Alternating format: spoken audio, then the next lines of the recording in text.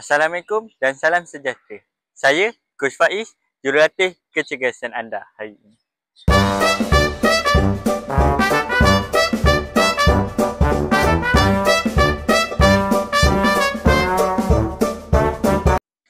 Ramai klien kian hari kian merosot semangat motivasinya. Apakah solusinya? Mari kita lihat. Okey, hari ini bersama saya Adam untuk menunjuk anda semua bagaimana berkesannya komuniti digital. Hai semua, jom. Okey, aktiviti pertama adalah plank 2 minit. Kalau Adam boleh selesaikan dalam masa 2 minit, Adam dapat 20 markah. Wah, bestnya coach. Jomlah Okey, kita buat. jom. Sekarang kita masuk elemen kedua, komuniti sokongan digital.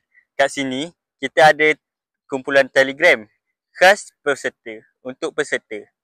Wah, coach. Ramai bagi feedback yang bersemangat. Ini kalau orang masuk kumpulan ni memang rasa semangat dia nak buat aktiviti. Nampak tak Adam?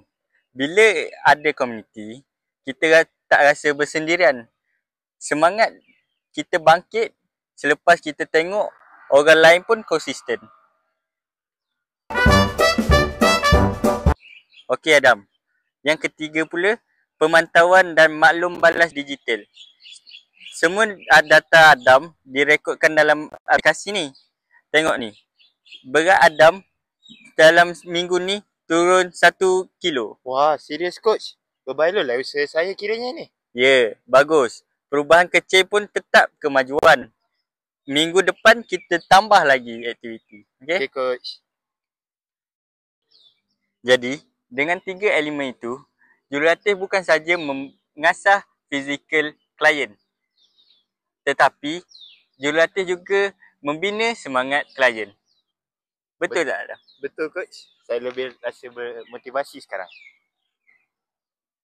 Okey, itulah penjelasan dari kami. Semoga bermanfaat kepada kalian yang menengok video ini.